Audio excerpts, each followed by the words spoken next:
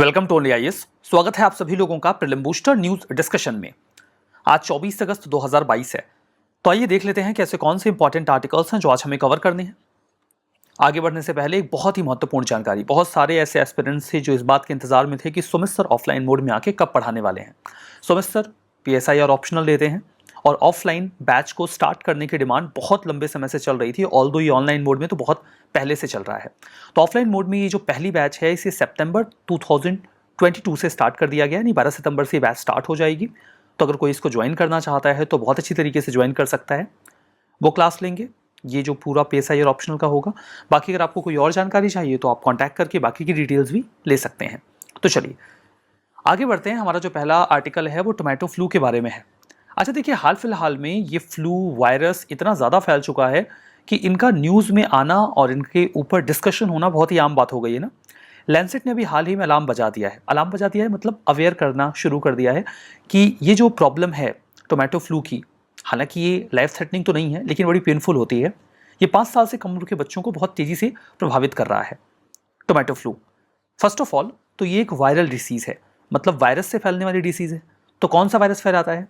Coxsackie virus A16 ये नाम है और ये बिलोंग करता है वायरस की एक फैमिली से, दैट इज एंटेरोवायरस फैमिली।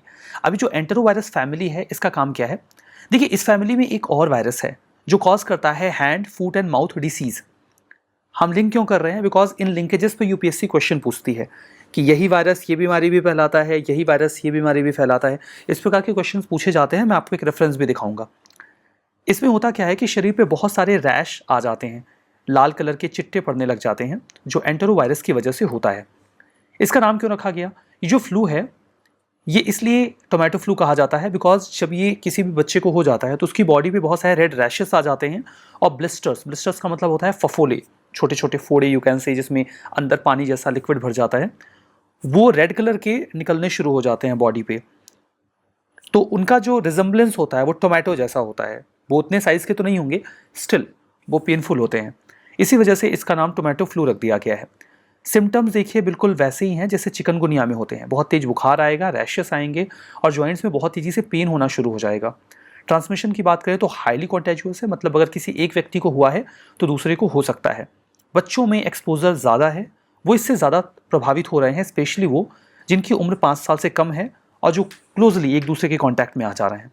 ट्रीटमेंट की बात करें, जैसा कि मैंने आपसे बताया कि ये चिकनगुनिया या डेंगू जैसा ही है या फिर hand foot and mouth disease जैसा है। तो 3 बीमारियां हैं जिनका हम कंपैरिजन कर रहे हैं टोमेटो फ्लू के साथ। चिकनगुनिया, डेंगू और hand foot and mouth disease, ये उनकी जैसी ही एक बीमारी है। तो ट्रीटमेंट भी उनका लगभग वैसा ही है। आइसोलेट करिए जिसको भी ये प्रॉब्लम हो रही है, वो आराम करें, उनको फ्लूइड्स दीजिए और गर्म पानी से जो स्पॉन्ज है उससे शरीर की सिकाई करिए, क्योंकि रैशेस जो होते हैं, ये जो फफोले निकलते हैं, ब्लिस्टर्स निकलते हैं, उनमें बहुत इरिटेशन होती है, खुजली होती है और अगर उन पे वो ब्लिस्टर्स फूट जाते हैं तो पेन और बढ़ जाता है। तो इसीलिए गर्म पानी से स्पॉन्ज से उसको सेकते हैं ताकि जो इरिटेशन है वो थोड़ी कम हो जाए। ठीक है, देखिए यहाँ पे प्रश्न 2017 का है। ये प्रश्न है जीका वायरस के ऊपर। ट्रॉपिकल रीजन्स में जीका वायरस डिसीज उसी मॉस्किटो से ट्रांसमिट होती है जिससे डेंगू। मैंने कहा ना, लिंकेजेस पे क्वेश्चन पूछे जाते हैं। यहाँ पे एक स्टेटमेंट है, सेक्सुअल ट्रांसमिशन जीका वायरस का पॉसिबल है। दोनों ही स्टेटमेंट यहाँ पर करेक्ट है। हालांकि इस वाले स्टेटमेंट में बड़ी दिक्कत हुई थी बच्चों को, जब ये आया था कि ये वाला करेक्ट है या नहीं है, कंफ्यूजन हुई थी। हालांकि दोनों ही सही है यहाँ पे। ठीक है, हमारा जो नेक्स्ट आर्टिकल है वो हंगर स्टोन्स के बारे में है। क्लाइमेट चेंज बहुत तेजी से हो रहा है, इसके बीच में बड़ी डिबेट चलती है कि इसे कौन कॉज कर रहा है। डेवलपिंग कंट्रीज कहती हैं कि डेवलप्ड कंट्रीज कॉज कर रही हैं। डेवलप्ड कंट्रीज यानी कि यूरोपियन कंट्रीज कहेंगे कि ये सारा पोल्यूशन इंडिया, चाइना और बाकी की जो डेवलपिंग कंट्रीज हैं वो कर रहे हैं। लेकिन समझने वाली बात ये है ना कि क्लाइमेट चेंज को इससे फ़र्क पड़ता नहीं है कि किसकी वजह से हो रहा है, क्योंकि जब वो अपना प्रभाव डालेगा तो सबके ऊपर डालेगा। एंड सिमिलरली यूरोप में वर्स्ट ड्रॉट देखा जा रहा है, जो लगभग 500 सालों के बाद इस लेवल का ड्रॉट है। नदियाँ सूख रही हैं, रिजर्वायर्स सूख रहे हैं, वाटर टेबल नीचे जा रहा है और इसकी वजह से हंगर स्टोन्स दिखने लग गए हैं। और ये हंगर स्टोन्स सोशल मीडिया पे वायरल भी हो रहे हैं। क्या हैं ये हंगर स्टोन्स, जिन्हें हंगरस्टाइन जर्मन लैंग्वेज में कहा जाता है? ये कॉमन हाइड्रोलॉजिकल मार्कर्स हैं, सेंट्रल यूरोप की कई सारी नदियों में आपको पाए जाएंगे। ये कोई एक पत्थर नहीं है, बहुत सारे पत्थर हैं जो नदियों में लगभग 500 सालों से डूबे हुए हैं। ऐसा कहते हैं कि 500 साल पहले इसी लेवल का सीवियर ड्रॉट आया हुआ था, तो नदियों का पानी जब सूख गया और ये पत्थर दिखने लग गए, तो लोगों ने मार्कर के तौर पे अवेयर करने के लिए इन पत्थरों पर कुछ चीज़ें इनग्रेव करके लिख दी, हमारे एंसेस्टर्स ने। जो उसके बाद जब पानी भर गया तो ये डूब गए, उसके बाद ये कभी दिखे नहीं, और बहुत लंबे समय के बाद, लगभग 500 साल के बाद ये वापस से दिख रहे हैं। 500 साल पहले जब ये दिखे थे तो उसमें यूरोप में आया था मैसिव फमाइन और फूड शॉर्टेज हो गया था, लोग भूख के कारण मर रहे थे, and that is the reason कि इन्हें नाम दिया गया था हंगर स्टोन। ये हंगर स्टोन एक बार फिर से दिख रहे हैं, इनके ऊपर बहुत सारी जगहों पे बहुत सारे टेक्स्ट लिखे गए हैं। ये इस बात को दिखाता है कि अब आपका फूड अवेलेबिलिटी का लेवल भी अफेक्ट होने वाला है। इन पर इंग्रेव करके, काव करके लिखा गया है। जैसे जो एल्ब रिवर है वहां पर चेक रिपब्लिक में एक जो राइटिंग है, दैट इज वेन दो मिश सिस्ट दैन वैन। इसका मतलब यह है कि अगर आप इसे देख रहे हैं तो आपको रोना चाहिए। इसका मतलब यह है कि अब आपकी स्थिति खराब होने वाली है, फूड शॉर्टेज होने वाला है और लोग भूख से परेशान होंगे, जैसा कि 500 साल पहले हुआ था।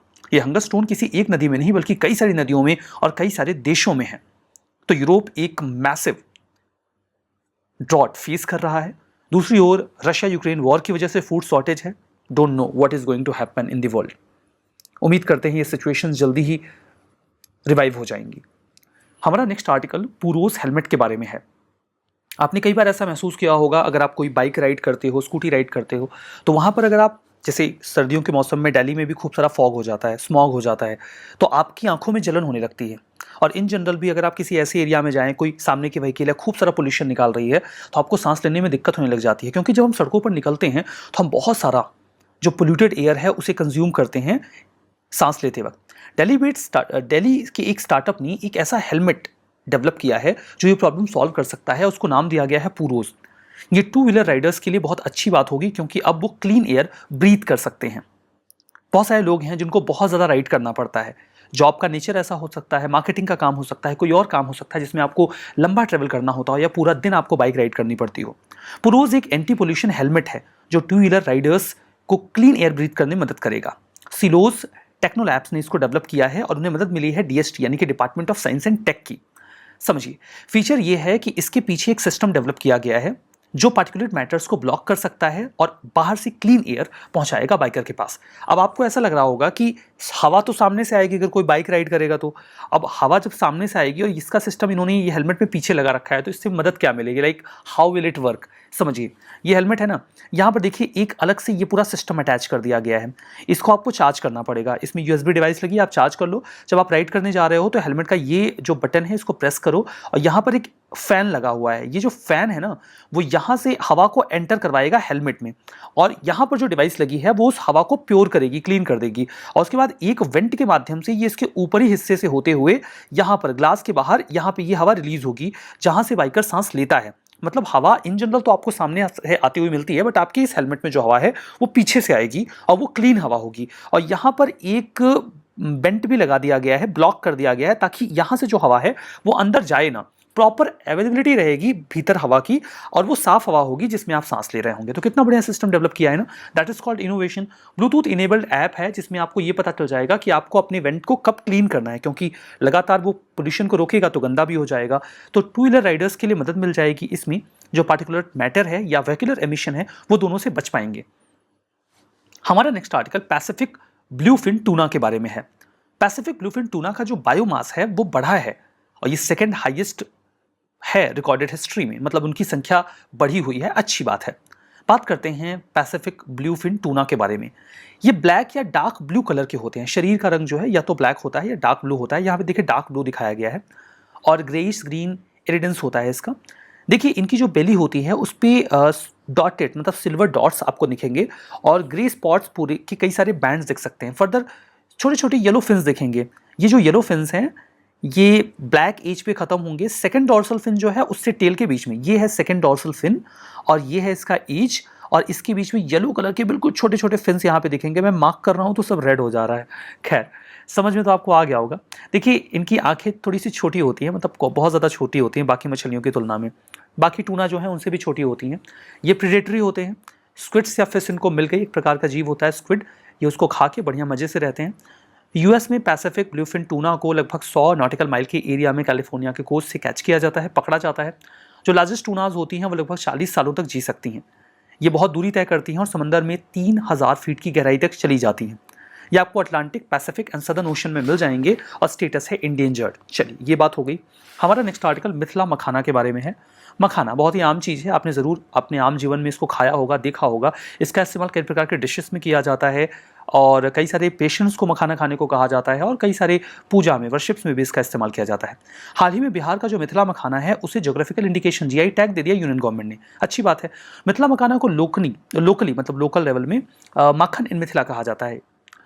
बोटानिकल नेम है योरलेक्स फॉरेक्स सैलिस्प। ठीक है, देखिए ये बहुत ही स्पेशल वैरायटी है एक्वेटिक फॉक्सनट की। ये मिथिला रीजन में या एडजॉइनिंग जो नेपाल का एरिया है वहाँ पे कल्टीवेट किए जाते हैं, वहाँ पे इनको उगाया जाता है। आपने अगर इसका कल्टीवेशन देखा हो तो तालाब वगैरह में इनको कल्टीवेट करते हैं। एक ब्लैक या ब्राउन मतलब डार्क कलर की शेल होती है, उसके साथ निकाल के पहले धोते हैं, फिर उसे भूना जाता है और फिर उसे तोड़ के निकाला जाता है इस मखाने को। एक लंबा प्रोसेस होता है मखाना निकालने का। जो फॉक्सनट होता है इसमें प्रोटीन एंड फाइबर होता है, कई सारे माइक्रोन्यूट्रिएंट्स होते हैं जैसे कि मैग्नीशियम, कैल्शियम, फास्फोरस और आयरन। इसीलिए कई सारे पेशेंट्स को कहा जाता है मखाना खाने के लिए। मैथिली ब्राह्मण कम्युनिटी जो है वो इसको यूज़ करते हैं, डिस्ट्रीब्यूट करते हैं। जो काजूगरा पूजा फेस्टिवल होता है उस दौरान जीआई टैग मिलने के बाद जो ग्रोवर्स हैं उनको इसका अच्छा प्राइस मिल जाएगा। ये 5वां प्रोडक्ट है बिहार में जिससे जीआई टैग मिला है। इसके अलावा 4 कौन से हैं? भागलपुर का जारदालू मैंगो, कतरानी धान राइस, नवादा का मगही पान और मुजफ्फरपुर की शाही लीची। इनको पहले से जीआई टैग दिया जा चुका है। हमारा नेक्स्ट आर्टिकल केरला सवारी के बारे में है। केरला ने अभी सॉफ्ट लॉन्च कर दिया है केरला सवारी का। ये कंट्री का फर्स्ट ऑनलाइन टैक्सी सर्विस है जिसको स्टेट गवर्नमेंट ओन कर रही है। अभी तक आप लोग ओला या उबर का इस्तेमाल करते रहे हैं ना, और ओला और उबर एक इंडिपेंडेंट कंपनीज हैं जो आपको व्हीकलर सर्विसेज देती हैं। आप एक एप्लीकेशन के ओला या उबर के कोई भी व्हीकल मंगा सकते हो, वो आप तक आ जाएंगी और उनको आप यूज़ कर सकते हो। लेकिन ये पहली बार ऐसा है कि कोई स्टेट गवर्नमेंट इस प्रकार की सर्विस आपको प्रोवाइड करवाने वाली है, तो ये थोड़ा अलग है। ये कंट्री का फर्स्ट ऑनलाइन टैक्सी सर्विस है जिसे किसी स्टेट गवर्नमेंट के द्वारा ओन किया गया है। किसने ओन किया है? ये केरला गवर्नमेंट के द्वारा ओन किया जा रहा है। मोटर वर्कर्स वेलफेयर बोर्ड जो है वो इसे लेबर डिपार्टमेंट जो है उसके एजिस में सही तरीके से मैनेज करेंगे। अब देखिए कई बार क्या होता है, हम सभी को देखिए ना सुनने में बुरा लगता है, सभी को बुरा लगता है। लेकिन अगर आप दिल्ली में रह रहे हो ना, वहाँ पर अगर आप किसी ऑटो वाले को हाथ दोगे तो वो पहले ही बोल देगा नहीं नहीं मुझे नहीं जाना। वो लोग मुंह पे मना कर देते हैं, बड़ा बुरा लगता है, लेकिन क्या करोगे।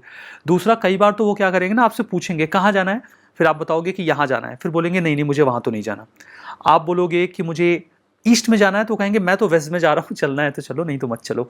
इसमें आपको फेयर अच्छा मिलेगा, सेफ और डिसेंट सर्विस मिल जाएगी पैसेंजर्स को।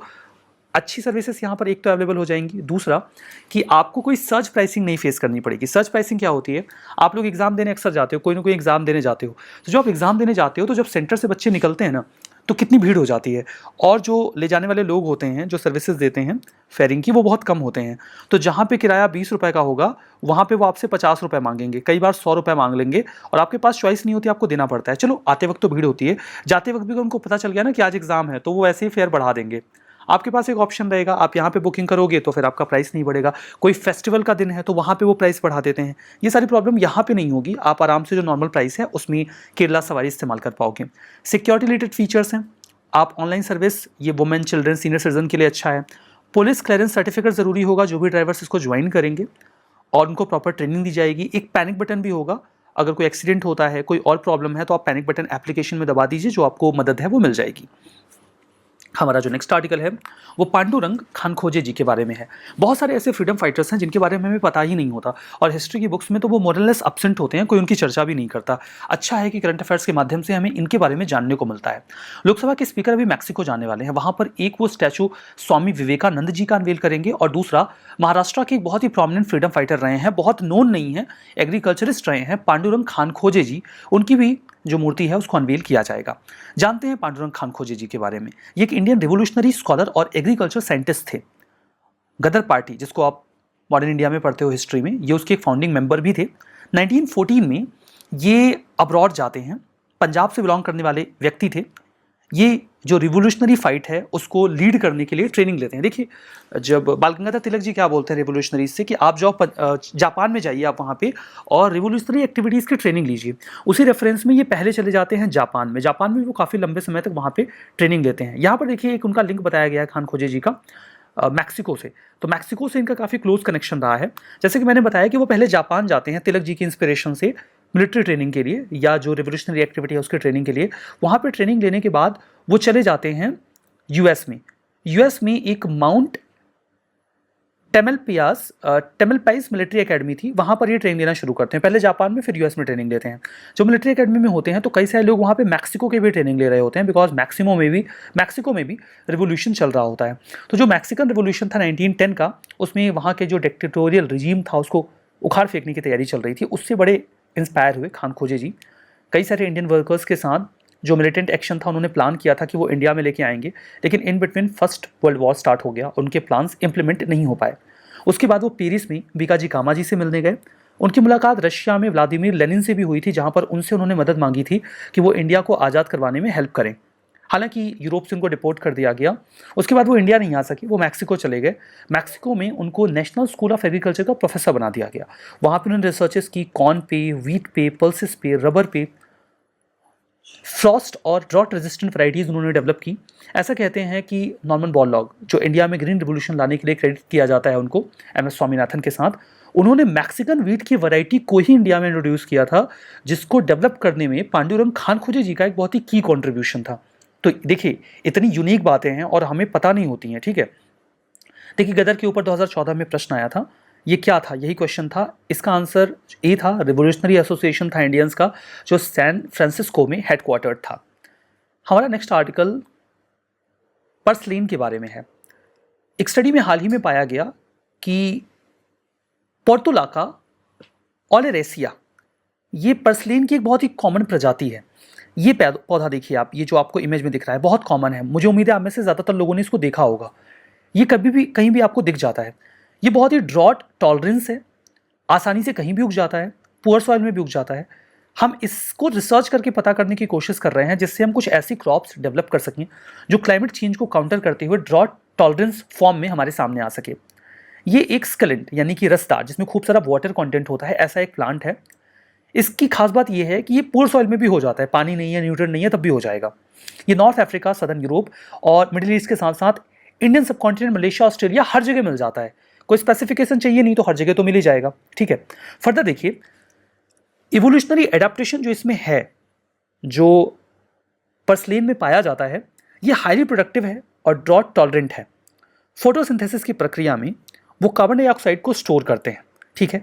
इसके लिए वो अपना स्टोमेटा ओपन करते हैं। लेकिन जब स्टोमेटा को कोई भी प्लांट ओपन करता है कार्बन डाइऑक्साइड को इन करने के लिए, तो CO2 तो अंदर आता है, लेकिन खतरा ये होता है कि इसी दौरान इसके लिए अलग अलग प्लांट अपने लिए कुछ इवोल्यूशनरी टेक्निक इस्तेमाल करते हैं ताकि वो इस वाटर लॉस से बच सके। उसमें कॉर्न और शुगर केन में C4 फोटोसिंथेसिस पाया जाता है।